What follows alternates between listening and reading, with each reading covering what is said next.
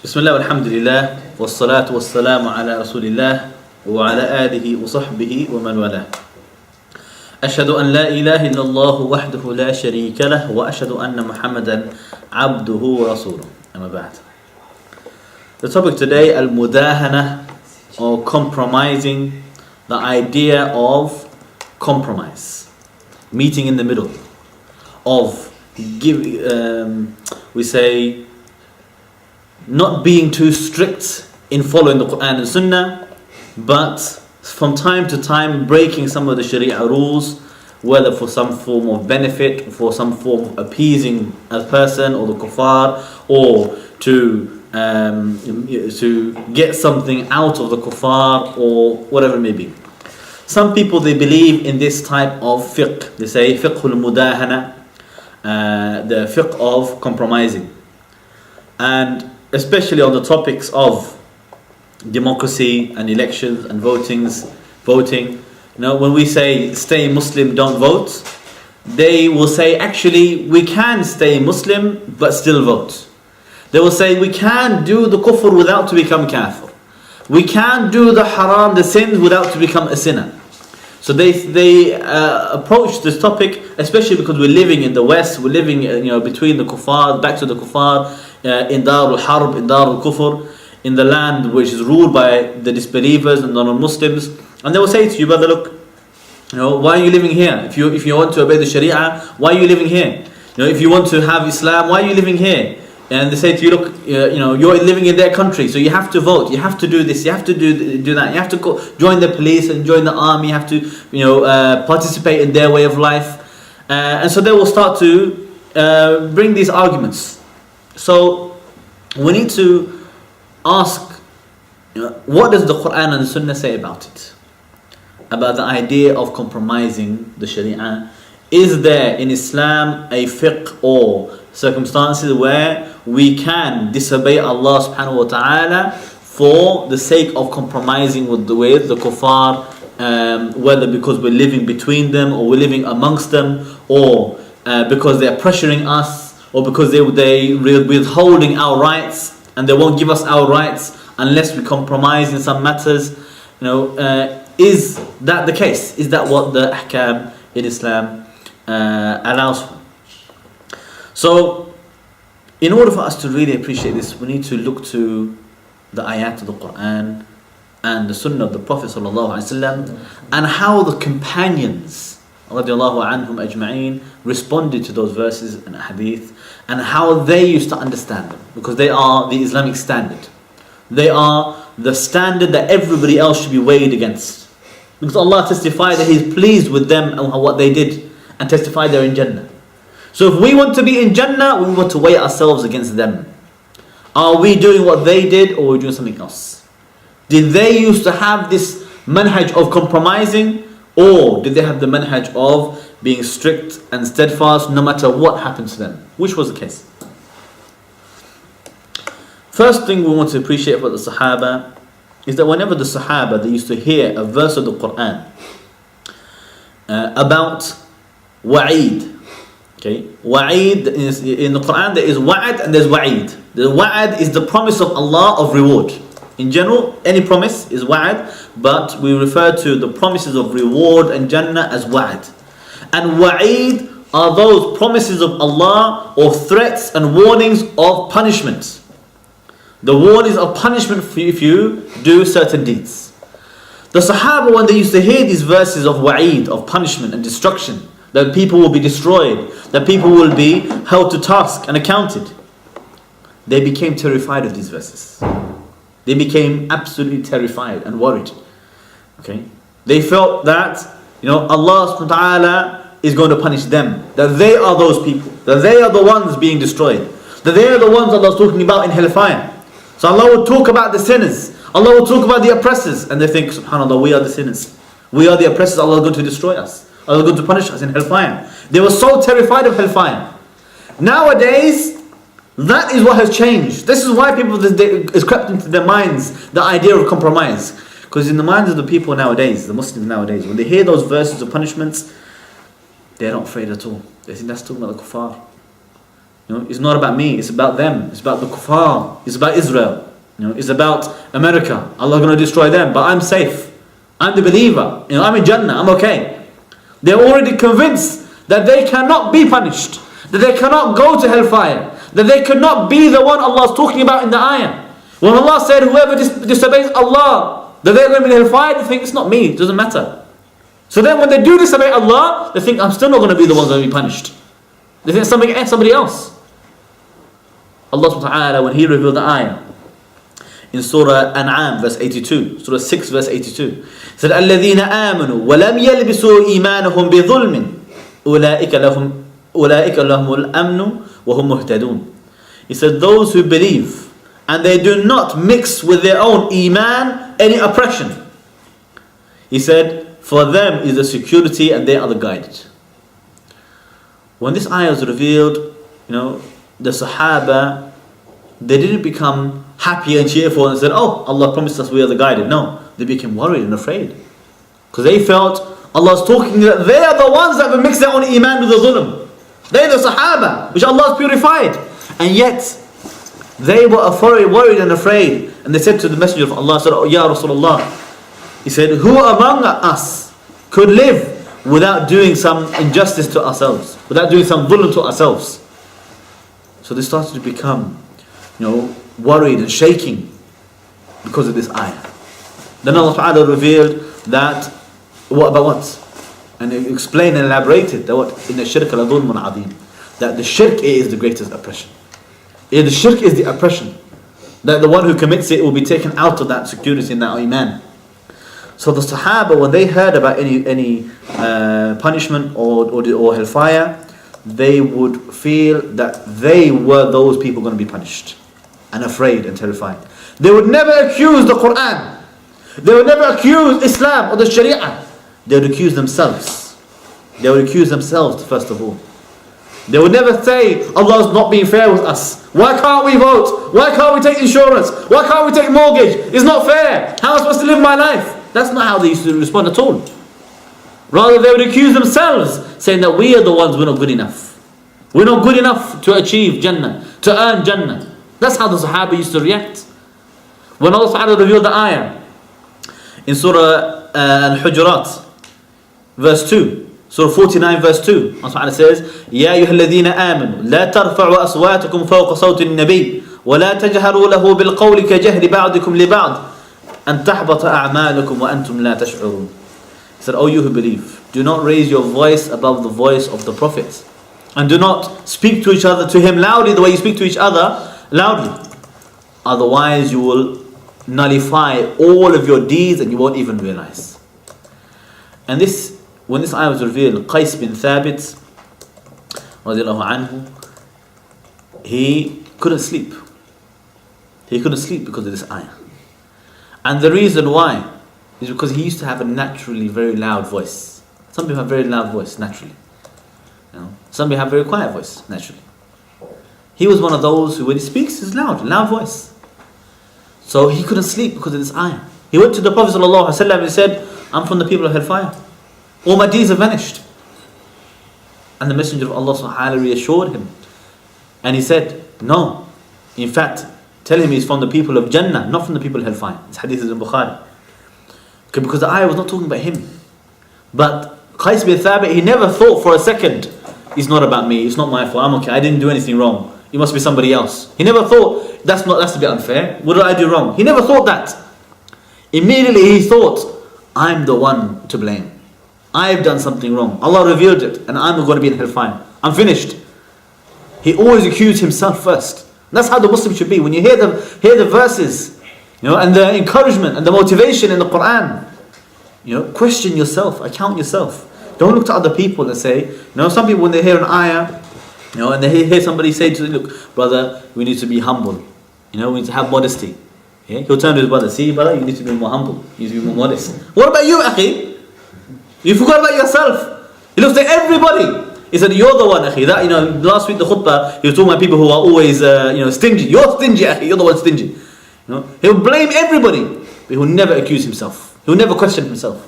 The Sahaba, they always first assumed they are the ones to blame. So, Also, there used to be companions in the time of the Prophet ﷺ. They used to share the time with him. Sometimes they used to come to him, sit with him, to listen to him, and they go away and tell their companions, and they would come when they're away, and they would learn, and they come back and inform the other.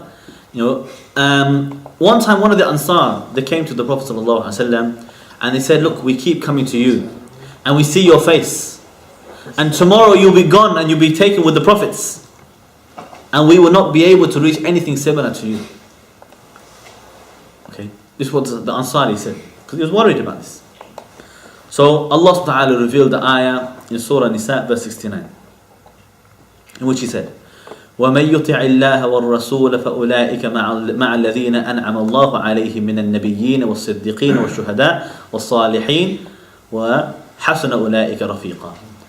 He said, and whoever obeys Allah and the Messenger, then they will be among those who Allah has been pleased with, from the prophets, the Siddiqeen, the Shuhada, and the good worshippers, the Salihin, and how excellent these companions are for them. So the companions, they thought that they would never reach that station of the Prophet and the Anbiya. They always thought, look, you're going to go off to the highest of Jannah, look, we're going to be lost, we will never reach it. So Allah subhanahu wa ta'ala, He used to reassure them, telling them what you can do in order for you to reach that. And it was always based upon whoever obeys Allah and His Messenger. Whoever obeys Him does not disobey Him.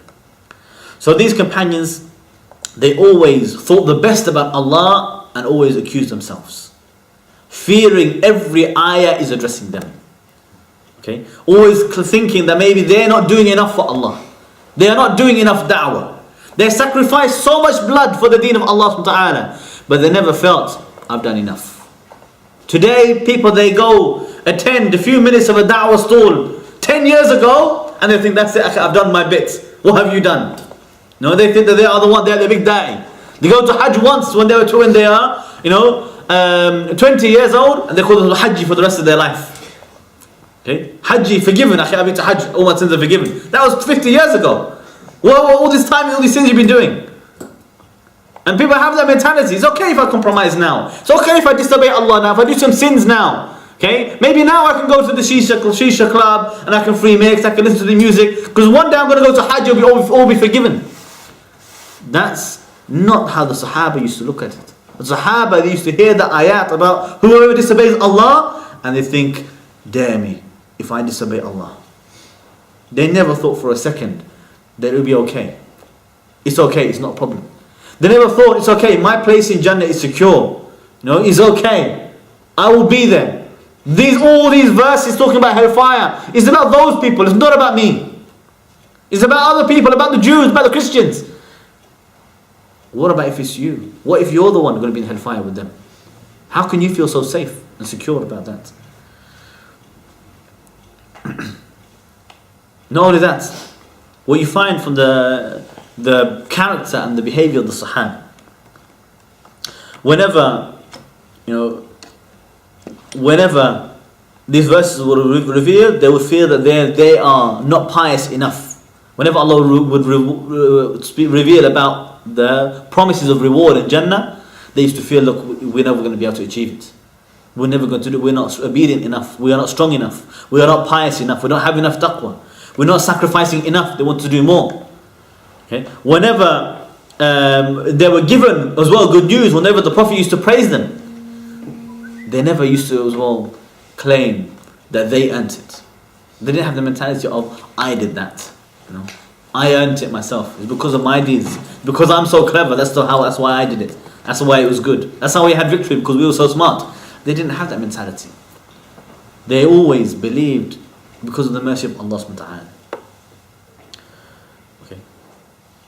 And when the Prophet sallallahu alaihi wasallam, one time he said that 70,000 of my ummah will enter Jannah without account. At that time there was one companion, Ukasha bin Muhsin. He said, ask Allah to make me one of them. And the Prophet ﷺ said, oh Allah, make him one of them. Okay. Because they always assumed, whenever the punishment came, or the reward of the verses of punishment came, they think that's me, I'm going to be punished. Whenever the promises of reward would come, they think it's not me, it's somebody else. Allah bless those people, but it's not me. This is how they used to have that mentality. The other thing that we learnt from the character of the Sahaba, and this is where we can really come close to this topic of al-mudahana, of compromise. We find that the disbelievers, the kuffar, they were so keen and eager to receive any form of praise from the Messenger of Allah sallallahu alaihi wasallam. Any form of praise or respect, or for him to speak good about them. And in return for that, they were willing to compromise with him.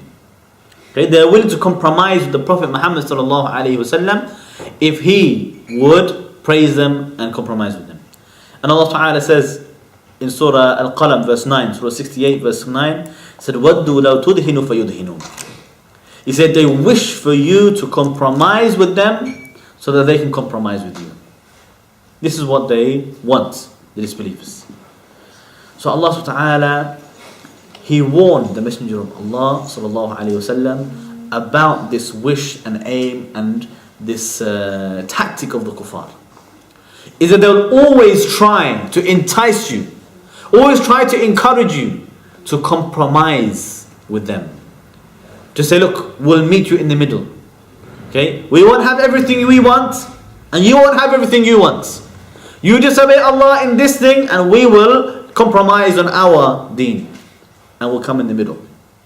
Okay? This is what the kuffar will try to do.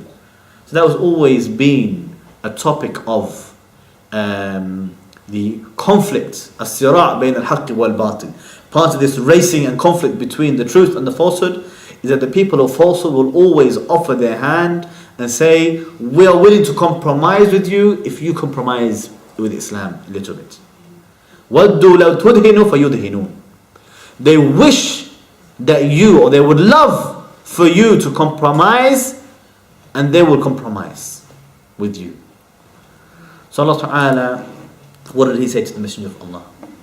Did He say to the Messenger of Allah that, oh Nabi, if you find maslahah, then compromise? No. Did He say to the Prophet, if they offer you a lot of money, not a small amount, a lot of money, then compromise? No. Okay, and we don't twist the verses as well. Okay, one time somebody, he was trying to sell the mushaf. Okay, he was trying to sell the mushaf, and it's an incredibly high price, such a high price. I said, what's this, brother? You're cheating everybody. Okay, brother said, Allah said in the Quran, don't sell the verses of Allah for a small price. Allah said this double. Allah talking about the Jews. If you sold the Quran for the whole dunya, is a small price. Understand? So they change the verses and they use it to suit themselves. It's wrong. So Allah Ta'ala did not say to the Prophet, compromise with them. When He said, no, they wish for you to compromise so that they can compromise with you. What did He say? So do it. Go ahead. Only if it's a high price. Only if there's a lot of benefit. Only if you can reduce the harm. Did He say take the lesser of the two evils? No. He didn't say that at all. He said, وَدُّوا لَوْ تُدْهِنُوا فَيُدْهِنُونَ فَلَا تُطِعْ. Do not obey. Do not obey them. Never obey them. In the other verse He said what? وَإِنْ كَادُوا لِيَفْتِنُونَكَ عَنِ الَّذِينَ أَوْحَيْنَا إِلَيْكَ لِتَفْتَرِي عَلَيْنَا غَيْرَهُ وَإِذًا لَاتَّخَذُوكَ خَلِيلًا. He said, those disbelievers, they will try hard to make you their friends. They want you to be friends with them. Have this alliance with them. In order to do what? In order to divert you away from what Allah has revealed to you. Okay? In order for them to want to try and divert you away from even just some of what Allah revealed to you. And then they'll take you, and then they will accept you as their friends. Okay? So وَلَوْلَا أَن ثَبَّتْنَاكَ لَقَدْ كِدْتَ تَرْكَنُوا إِلَيْهِمْ شَيْئًا قَلِيلًا. And He said, if it was not for He said, it's only because we made you firm. Otherwise you might have relaxed with them just a little bit. You might have had this little bit of relaxation with them for a little bit. This is Surah Isra, verse 73 to 74. If somebody could write some of the references on the board, inshallah, it would be useful. Somebody who's not taking notes. Jazak Allahu Khayran. Okay. Surah 17, verse 73 to 74. And the previous one as well.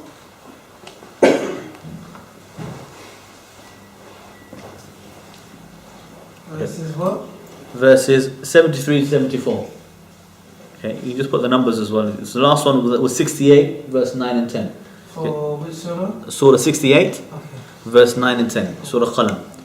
Okay, so Allah Ta'ala, He made this in this ayah so clear for us. So clear for us. Allah warned us what the kuffar will try to do. Okay? You know, if somebody tells you, look, if we got secret information. What was the verse? Surah 9 and 10. Oh, no. Yeah. So, you know, if somebody has secret information, you know, imagine if you have an enemy. Yeah. The Britain, they see the Muslims as the enemy. They see Dawla as the big enemy. Enemy number one in the whole world for Britain is what? Is the Islamic State. Okay, it's not, it's not unknown. You know, this is, everybody knows it. For them, that is the biggest enemy. If they have any small bit of information, intelligence, any small secret information about Islamic State, what do you think they're going to do with it? They're going to say, it doesn't matter. Throw it away, we don't want to know. They want to know. They want to know every single bit about what Islamic State is planning. They want to know it all. Anything that any Muslim who even sympathizes with Islamic State, they want to know what he's planning. What's on his WhatsApp? Well, let's get his WhatsApp. What's on his Twitter? Download his Facebook. Intercept his phone calls. Listen to him, bug his house. Even anybody who's thinking, is he thinking about maybe he wants to go and live under Islamic State? We need to find out. We need to bug him. We need to stop him. We need to check him. Even if they're not sure. Well, he's got a beard. He could be Muslim. He could be going to Syria. Let's do Schedule 7 stop on him at the airport, just in case. They want to find out any information about what you want, what your plan is, what your tactics are, what your strategy is. But alhamdulillah, we do not need MI5 and MI6 and SO15 to give us that secret information. We have Al-Khabir, the one who has all the information, all the news. We don't need secret police. Allah knows everything about everybody already. And He's told us exactly what the kuffar are planning. He's told us exactly what the kuffar will use as a tactic against you, against Islam. In this ayah, Allah said what? He said, وَإِن كَادُوا لَيَفْتِنُونَكَ عَنِ الَّذِي أَوْحَيْنَا إِلَيْكَ لِتَفْتَرِيَ عَلَيْنَا غَيْرَهُ وَإِذًا نَتَّخَذُوكَ خَلِيلًا. He said that what? They will try to divert you away from what Allah revealed to you. Okay? Or even some of what Allah revealed to you. And if you do that, okay, some of what Allah revealed to you, to something else. And if you do it, then they will become your close friend. They'll become friends with you. Okay? They become close friends with you. Okay? So let's just take this ayah for a moment. And then look at what Britain is doing. They say to all the mosques, we will give you money, prevent money, channel, contest, whatever new policy they want, we'll give you this money. Hundreds of thousands, tens of thousands, maybe millions. Okay? If you do what? If you just say, don't undermine democracy, promote democracy. Okay? And they don't do it secretly. This isn't a secret plot even. They do it publicly. Okay? They will say, look, have global peace and unity conference. We will pay for it. We will pay for it all. You will see the sponsor. Who sponsored the Global Peace and Unity Conference? Metropolitan Police. Who else? Why? Why did they fund them? Why did they help them? Okay? They will say to all of the moderate Muslims, say, look, we really love Islam. We love those British Muslims. Those Muslims who love Britain more than they love Islam. They put British first, Muslim second. Because what for them? Britain comes first, Islam comes second. If you're like that, then we like you. We love you a lot. It's those extremists that only want Islam. They're the ones we're against. They're the ones we're fighting. And they will say to the moderates, look, if you help us, then we will be good with you. We'll have friendship with you. Have good community relations with you. Okay? This openly, publicly says. If you compromise with us on these small things, and now you have some people who, they jump at the opportunity, so pleased with the offer from the kuffar, so pleased from the offer. They will say to the Muslims, come out in the masjid and say, brothers, quickly, they've given us offer, they're going to help us. We need to go out and vote, take the lesson of the two evils. We need to go for the maslahah, the benefit. We need to ward off the harm. Look, these These MPs are better than those MPs. They're less evil than those MPs. They're offering this and offering us that. They're not offering us anything. They'll be our friend, they're not going to be our friend. So they fall into this trap. What did Allah Ta'ala say should be your response?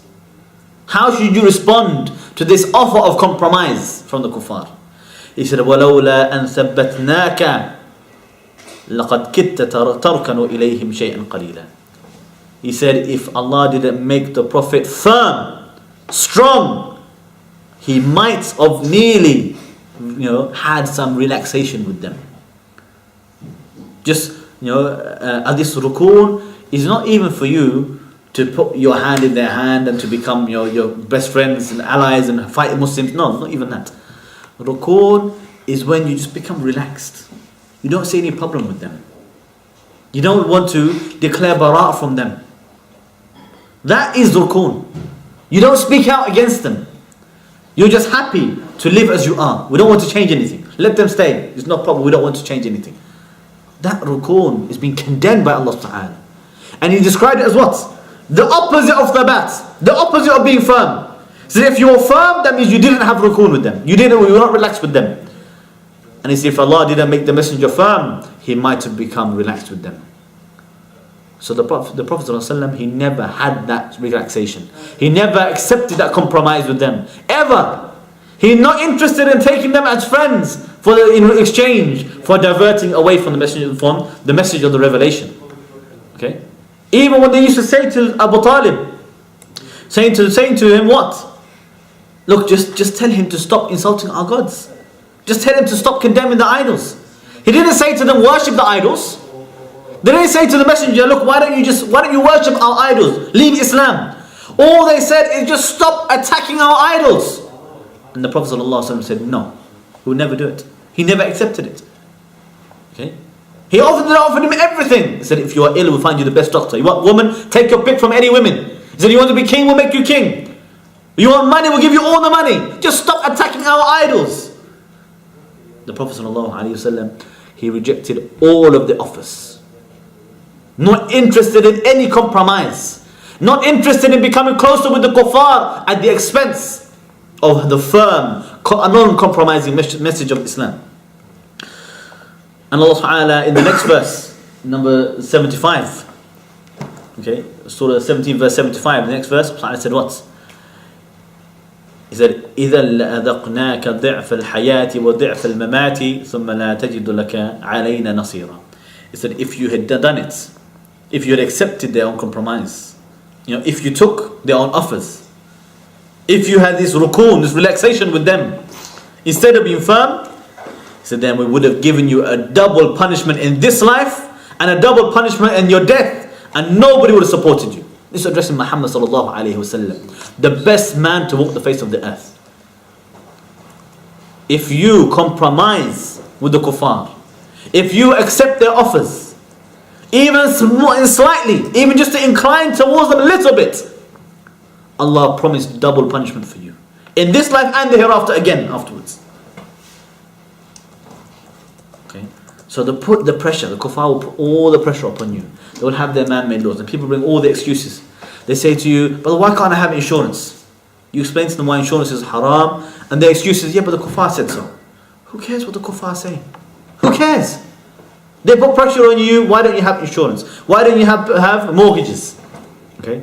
Why don't you have? We need education. Darura, necessity. We need education. So therefore, we need to have student loans. We need to have interest.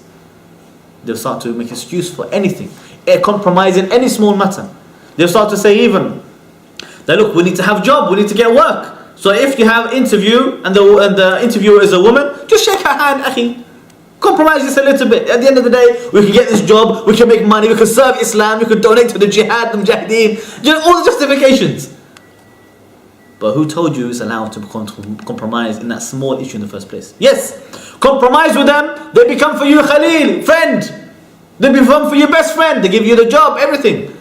Allah said, don't do it. Allah said, if you do it, you're going to be punished. You're going to be miserable in this life and the hereafter. So they'll give you all of those offers in this dunya, even in the small matters. Then it becomes a bigger matter. Then they start to say to you, It's not enough. It's not enough that you condemn, the mujahideen. It's not enough that you condemn the sharia, those who want to implement sharia. They condemn the du'at and isolate those Muslims who want to call for tawheed. Not enough. Then they start to say, you need to be more tolerant of homosexuality. They say to you, you need to stop condemning it. In fact, you need to make excuses for it. In fact, you need to be welcoming to them. Until, there's a mosque just down the road. They declared publicly on their website, press release, said we welcome our brothers in the community from the transgender, homosexual, lesbian community. And said, A'udhu Billah. And they said, we pledge that we will never hire an imam who's homophobic. That's what they said in the mosque. Just down the road here. You'd be surprised. They will make it public. Why? Because that's what the pressure they're putting. So just compromise us with this one and we'll help you. Okay? They say, look, you want to be mayor? We'll make you mayor. But you're not allowed to talk about homosexuality. You're not allowed to stop the off licenses. If you do that, okay, no problem. We'll give you a position. We'll help you. We'll make you MP if you want. We'll make you mayor. We'll make you councillor. Compromise on these issues and we'll help you with something else. And that's what's happening nowadays. After that becomes, no, you have to condemn those Muslims who are defending their own life against British soldiers. And you have to praise the soldiers. You have to call them our heroes. You have to call them our boys. You're not allowed to condemn them. Not only that, you need to praise democracy. You need to support democracy. You need to promote voting. You need to counter those Muslims who say you're not allowed to vote. You're not allowed. It's not called free speech or free debate anymore. You're not allowed to have debate. Debate means both sides are heard. No, you're not allowed to hear the other side. They will push and pressure you. You're only allowed to have one voice, one narrative. Otherwise, you're the extremist. You're fundamentalist. You're fanatic. So this addressed this ayah. These ayat that we just quoted from Surah Isra was addressed to the Prophet Muhammad sallallahu alaihi wasallam. And the Prophet is infallible. He is infallible. Okay? He has this isma, infallibility, protection from the sin. So Allah has already prevented him from falling into any small compromise. And then He warned what happens to the one who falls into it. So for greater reason, for the rest of us, we're supposed to follow the example of the Prophet Muhammad sallallahu alaihi wasallam. The one who claims to you that Muhammad sallallahu alaihi wasallam compromised with the kuffar, he's a liar. He's a liar because this ayah proves that he never compromised with them. Okay. So, and yet Allah did, however, point out in the ayah that temptation, it could reach even the Anbiya. The Anbiya, they could feel that temptation. Because Allah said that if we had not made you firm, then you nearly might have inclined towards them. Even Yusuf alayhi salam, he said if Allah had not made him firm, he said that he would have been inclined to the woman. Because naturally from the fitrah. But Allah made him firm. So if the Anbiya, the prophets, with that infallibility and protection, if they can be tempted by these offers from the kuffar, if they can feel some inclination and think maybe I can get something out of it, what do you think about the rest of us? It will cross your mind. That's why when people they bring the argument of but akhi the maslaha, but akhi the benefit, but akhi we can get something out of it, but akhi if we don't do it BNP is going to come to power, if you don't do it UKIP is going to come to power. If the kuffar understand what they're actually saying, those Muslims who are saying this, they're actually saying they hate all the British people. They think they're all a bunch of racists. And if not for the Muslims, they're going to bring in all the racists and kick and kill all the Muslims. That's what they're actually saying. I don't blame them for saying it. But the kuffar think that they're being friends with them. They think that they're actually close with them. This hypocrisy of pretending to the kuffar that we like you but really we hate you. No. Pretending to the kuffar, we're going to vote for you but really we're not voting for you. Really we don't believe in democracy. That hypocrisy, that double standard is not the attribute of the Muslim. Okay, in the first place. But yes, so those people who will say to you, we can get all of this benefit and interest served by voting for the MPs. The idea will seem nice to the person because of this temptation. Because this temptation that even the Anbiya, they nearly felt tempted to take the offer of the kuffar. So we could feel that temptation. And what is incumbent upon us to do is to remain firm and reject. to understand that we don't want the benefit through haram means, or kufr means, or shirk means, or through any form of compromising with Islam. That is not the way that we achieve the benefit in the Sharia. We achieve the benefit in the Sharia by obeying the Sharia. Because the Sharia is complete. If there's any benefit to be achieved, we achieve it already through Islam. We don't need a new way, an innovative way, a bid'ah way to achieve benefit. We don't need, Islam is already perfect and complete. It's already complete. We don't need to have this new system. So this disease and that pressure will continue to tempt us. And it will continue to try and convince us to compromise even in a small matter. Even in a small matter. So you need to be on guard all the time. Okay, you need to be on guard all the time. And that's why, if you look to the Sahaba, this is how they used to be, always on guard. They used to always question themselves, account themselves. How they always rejected any praise from the disbelievers, the kuffar. They didn't want it. They didn't want the kuffar to praise them. They rejected, ever to stand with the kuffar. Rejected to incline towards them in any way. Okay? When we look to the example to understand that they are in Jannah because of that, that should make us afraid in our own hearts. We should fear in our own hearts that, why are our hearts not affected in the same way by the Quran? Why is it that when we hear these verses of the Quran, when Allah warns us what will happen if you disobey Allah, we find it so easy to compromise? Why is it that when Allah Ta'ala warned us that if you disobey Him, you'll be in hellfire forever, how come it never occurs to our minds that I'm going to go to hellfire if I disobey Him, if I compromise on this hukm of Allah for the sake of something in the dunya, for the sake of some small pleasure in the dunya? What are you going to get from the MP exactly? The Sahaba, they used to be tortured and they refused to compromise. They were tortured. Bilal, they put him in the desert with a bowl on his chest, he could not breathe. They left him there in the hot desert. You might understand what the high heat is? Not like in the UK. You go out in the sun in the UK, you're very happy. Because there's only a bit of sun for a few months of the year. You have a little bit of warmth. But you're talking about in the desert. The heat that will kill you. And they put a bowl on his chest, they could not move, he could not breathe.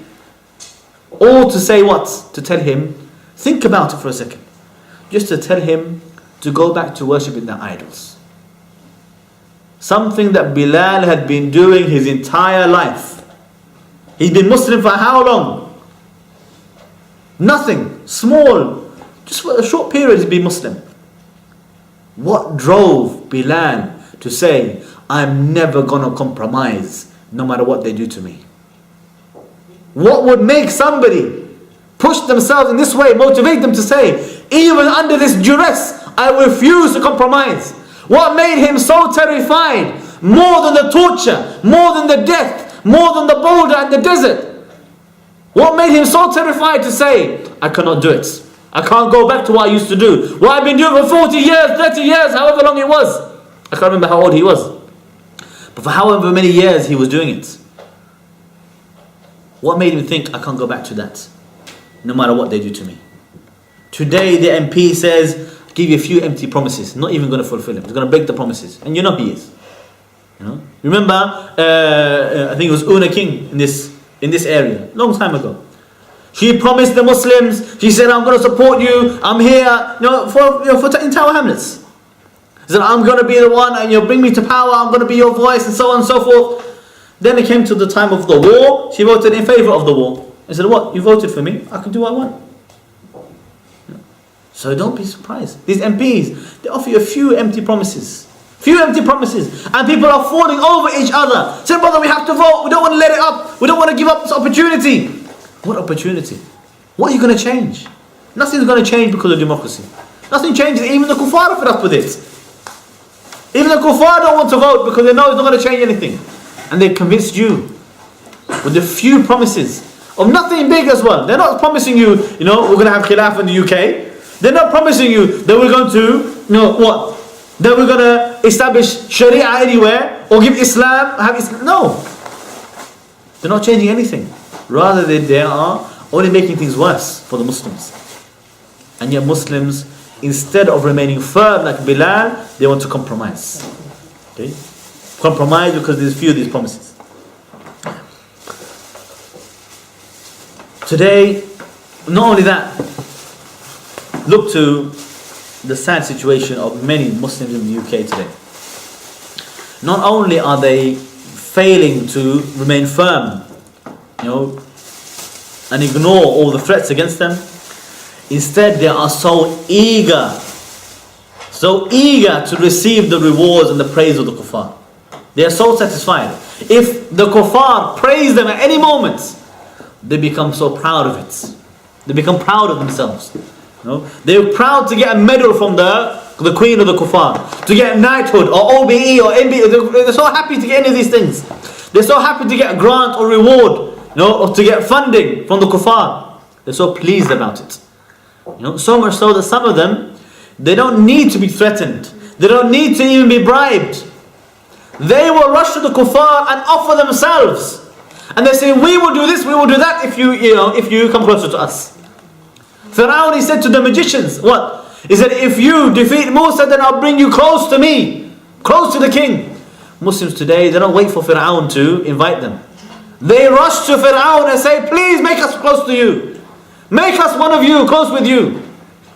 And we'll say, look, we will do it for you. We will promote democracy. We will promote the votings. We will promote your armies and soldiers. We will condemn your enemies. We will report on our own brothers if they are trying to harm you. So we will be the ones to prevent the Muslims from defeating you. Or seeking that type of pleasure from them. The whole time, they didn't realize the secret information, again, that Allah has given us.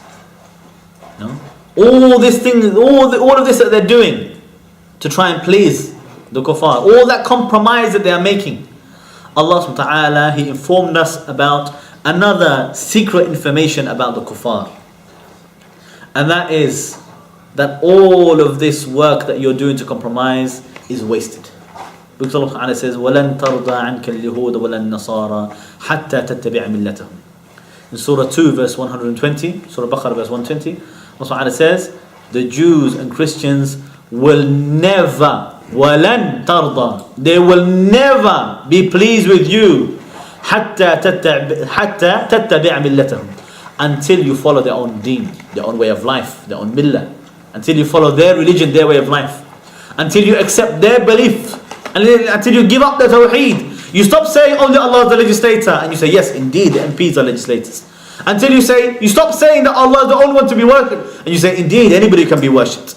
Until you change your deen and follow their way of life, their deen, they'll never be pleased with you. They say, these Muslims, they have to integrate with us. They have to become one of us. Why don't they change? They need to change their values. They say it publicly in front of you. And yet people, they don't get the message. They will never be pleased with us until we follow their way of life. Until we follow their belief and their deen. That is fact. Divine fact.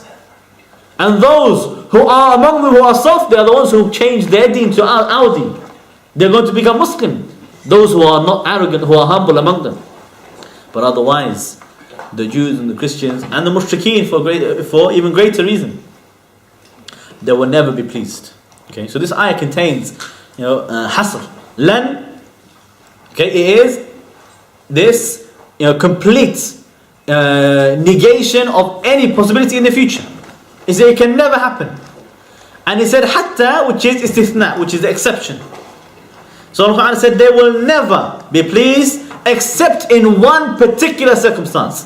One exception to that rule is that if you follow their deen, then they will be pleased with you. So from this ayah we need to understand, what is the point of compromising with them? What's the point? You think that you're going to achieve something with them or incline them by your compromise? It's not going to happen. All that will happen is they will continue to ask you to compromise with them until you follow the deen, until they'll never be satisfied with you. Okay. And the same thing if we look to the rulers nowadays. Okay.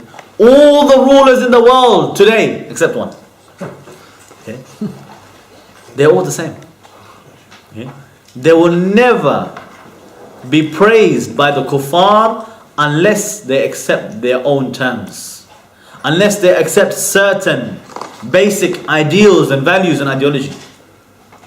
Why is it, that all of those rulers, when they come out and promote democracy, the West will praise them? No matter what torture or human rights abuses they've done, they don't care.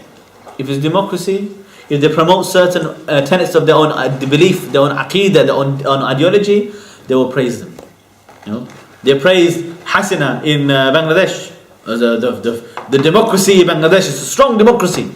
You look to all the rhetoric of America and on ambassador. They praise her a lot. Never mind the fact that she's killing everybody. Never mind the fact that they're massacring the people in the protests. You remember? Never mind all of that. They'll turn a blind eye to that. If she's not going to fulfill the same ideology as the West, suddenly she becomes, she's a murderer. Oh look, she has human rights problems in Bangladesh. All depends on whether or not she's promoting their ideology.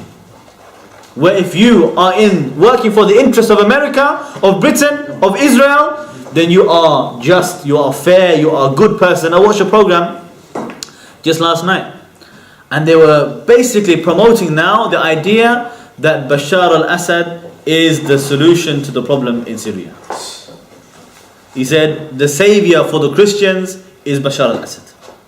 Okay? And they said, look, those Christians, some of the Christians there, they are siding with Bashar al-Assad against the Islamic State because they're afraid that the Islamic State are going to kill them. If you side with Bashar al-Assad, what do you think is going to happen to you if you are trying to kill people and help this mass murderer Bashar al-Assad? What is going to happen? They're going to fight you as well. But those Christians who didn't fight, those Christians who didn't harm anybody, who didn't side with the tyrants, they're all enjoying good life in Mosul, in Iraq, and the Islamic State. They're flourishing there now. Even some of them testify that they're protecting, the Islamic State is protecting them against the Kurds who used to slaughter them all the time, who used to attack them and oppress them for years. Now the Islamic State protects them. So you see, they will try to promote this idea. Bashar al-Assad, for a long time, they were promoting him, defending him, collaborating with him, even though he is this, incredibly violent, butcher. The same thing with his father, Hafiz Assad, with all the dictators. Gaddafi was their friend all this time until it became clear that he's not going to win. He's not going to defeat the rebels, so they give up on him because they don't care. They're not interested. So those rulers, what they start to do, they will command, they will, praise the rulers and call them they were fair, just, legitimate rulers. You must recognize them. If you fight against them, you are terrorists. As long as they are promoting the ideology of the West and the interests of the West. And if somebody starts to call for Tawheed, then they are declared as corrupted, they're declared as terrorists, as murderers, even if they never touched anybody. Okay? Bashar al-Assad killed 200,000 people. Everybody knows it and recognizes it and accepts it, the truth. Tortured hundreds of thousands. Men, women, children. Publicly, openly. They record the videos, everywhere is available. But they don't call him what they call the Islamic State. And there's no single evidence, no single video of the Islamic State killing any children. No single video of them harming the women and children or burning their churches. Nothing like this. Right? And yet people, they will call the Islamic State every single name and accusation they can think of that, without proof, that they refuse to use against Bashar al-Assad or Israel or all those others which they know are committing those very crimes that they accuse Allah of. So it's all based upon which millah you follow. If you compromise with them, they will praise you. If you refuse to compromise, they will condemn you. And Allah subhanahu wa ta'ala praise those who remain firm, not those who compromised. Okay? And you look to our own so-called rulers. Okay? Those rulers in our countries, who are occupying our countries. You will see that they're all compromising in this way. They will praise the kuffar. They will distort the deen. They will give billions and billions in money, in aid to the kuffar, just to receive a little bit of praise from them, that compromise. And yet, they will never give anything for the deen, for the Muslims. Those people starving. Those people starving in the Yarmouk camps. Why is it that the Dawla are the only ones who brought them any food? They found the food stockpiled in the camps of FSA and Hamas and these others. Stockpiled there, they weren't giving to anybody. They found people, they testifying how the FSA would make them sell all of their own furniture and their own homes for a bit of food, and yet they hadn't eaten for months. They hardly eaten anything except for months. And the Islamic State are the only ones who brought them food for free. What about all those billions in Saudi Arabia? Where are all the billions in Qatar and in Dubai? What happened to all of that? Nobody else. They give money to America. They give money to pay for the wars in America. Who do you think paid for the wars in Afghanistan? For America. Saudi Arabia. Who do you think gives them bases to launch all their attacks on and kill the ulama and the mujahideen? Who? Those so-called rulers. They'll do everything for them in order to receive a bit of praise from America or from the United Nations. Allah subhanahu wa ta'ala says in Surah Muhammad verse 25 to 28, said, إِنَّ الَّذِينَ ارْتَدُّوا عَلَىٰ أَدْبَارِهِمْ مِنْ بَعْدِ مَا تَبَيَّنَ لَهُمُ الْهُدَىٰ الشَّيْطَانُ سَوَّلَ لَهُمْ وَأَمْلَى لَهُمْ.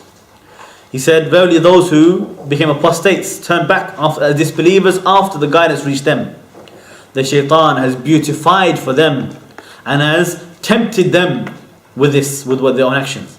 ذلك بأنهم قالوا للذين كرهوا ما نزل الله سنطيعكم في بعض الأمر والله يعلم إسرارهم.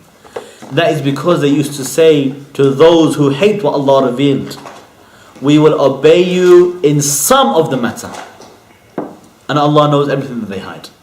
فكيف إذا توفتهم الملائكة يضربون وجوههم وأدبارهم ذلك بأنهم اتبعوا ما أسخط الله وكرهوا رضوانه فأحبط أعمالهم.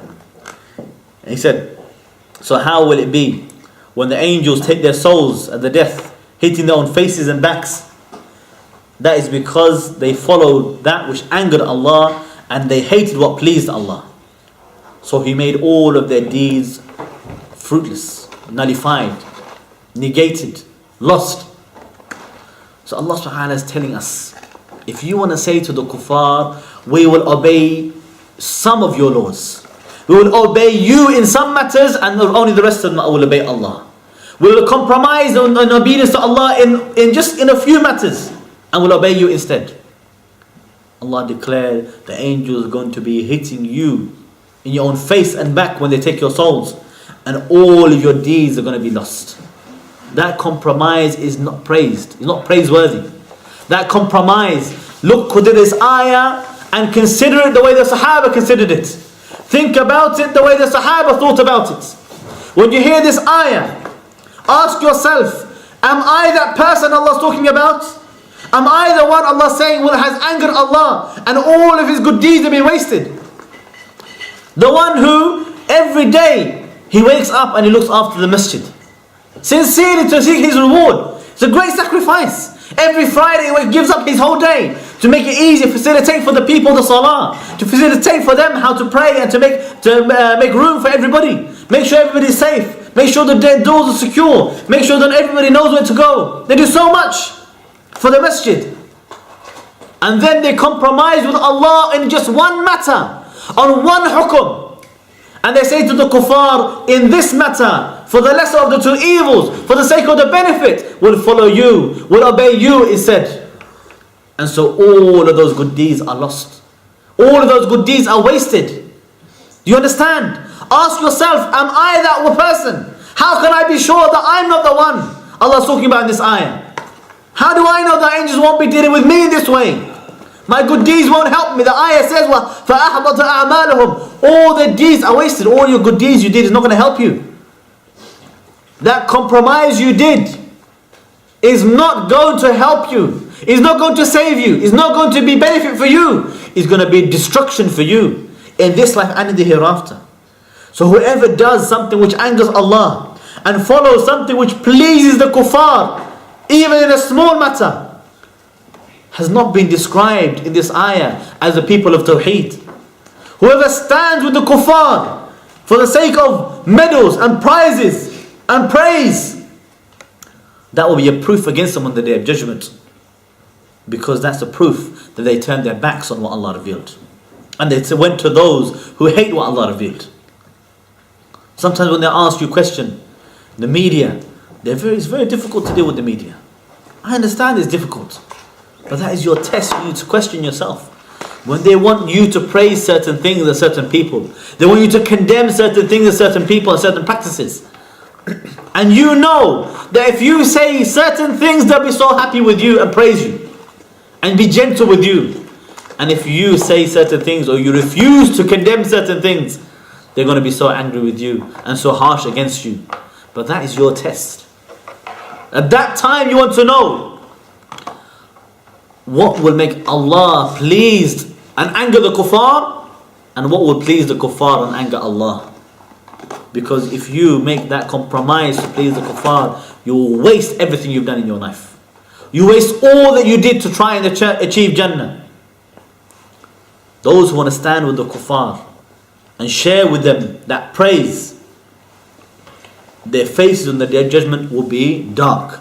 And I don't mean dark like the brothers, may Allah reward all those mujahideen from Africa. I'm not talking about them. Okay? I'm talking about your face on that Day of Judgment will have no nur, will be dark and miserable and terrified, and will be from the people of misguidance. Where Rasulullah says in Surah Ali Imran, verse 106, يَوْمَ تَبْيَضُّ وُجُوهُ وَتَسْوَدُّ وُجُوهُ. So on that day, some of the people's faces will be bright, and some of the faces will be darkened. And Ibn Abbas said that those people whose faces will be bright will be Ahl Sunnah wal Jama'ah, and those people whose faces will be dark will be the people of innovations and corruption and misguidance. So we need to understand that for every sign or indication, every sign that you're receiving praise from the kuffar, doubt yourself, doubt your own deen. Doubt, am I doing what I'm supposed to do? Is that what happened to the Sahaba? Were the Sahaba a source of praise and pleasure for the kuffar? Or were they a source of anger and hatred for the kuffar? Allah said about the Sahaba, what did he say? لِيَغِيظُ بِهِمُ الْكُفَّارِ. Allah said about the Sahaba, they were a source of anger for the kuffar. They would make the anger of kuffar angry, not pleased.